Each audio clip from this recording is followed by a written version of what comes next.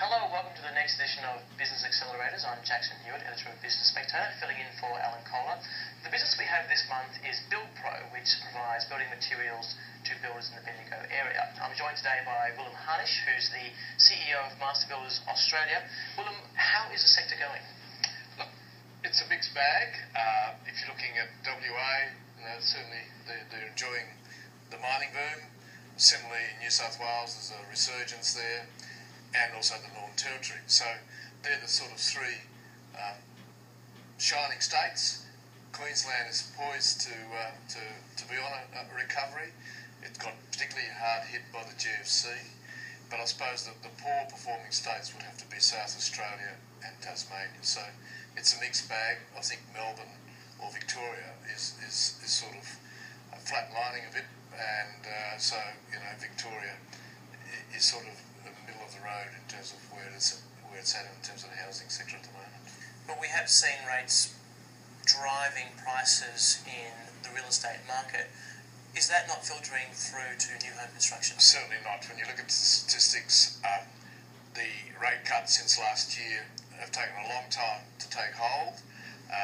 We said the main reason for that is home buyers' confidence, and now that we've got the election out of the way, we're expecting a much bigger pickup in home buyers' confidence, and we would then expect a slow return of the new housing market. What kind of time frame are you talking about there? Look, this has been a very abnormal market in terms of a cycle. We are predicting that a sustained recovery probably will not be evident until March next year, and then it's a wait and see in terms of the strength of the confidence, the strength of where the financial markets are at that particular point in time. But I think there's some early signs that new housing market recovery is on its way, but I think it's a long way off yet. So how are builders faring, particularly in the southern states at the moment? Look, unfortunately, house builders generally are doing badly. When you look at Master Builders survey, they've been doing it very tough. There've been, unfortunately, collapses in there. And so I think home builders will start, I suppose, seeing some recovery, but certainly they're not banking on any sort of supernormal profits anytime soon. So what kind of advice are you giving to builders to help sustain themselves, I suppose, while they're waiting for this much hoped for uplift? Look, there are opportunities. I think they need to look at the market very closely.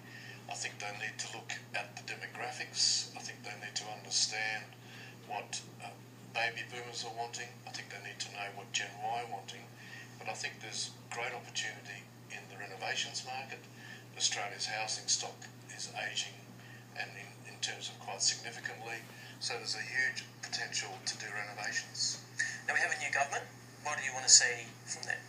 What we want is a bounce back in confidence in the first place. We're looking to the new Abbott Government to give clear signals that they're going to control the economy, that they're going to have sound economic management, they're going to control the budget, and they're going to make sure that there's confidence back so that investors will actually come back into the market.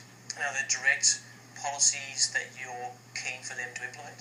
On a number of fronts, obviously the economy, the budget, then there's industrial relations, and I think it's important, it hasn't been talked about in the election, is the whole issue of housing affordability and making sure that they work with the state governments in removing the impediments to improving our supply to housing, because that is a real risk. As demand picks up, state governments need to make sure that they do the reforms in terms of the approvals process, the land supply, so that we don't end up with price pressures, say, in 2 or 3 years' time.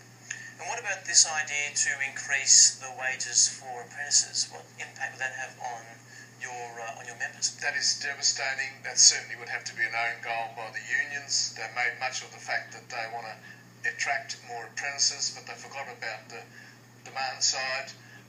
In the end, builders actually have to engage them. At this point in time, they're actually making negative profits.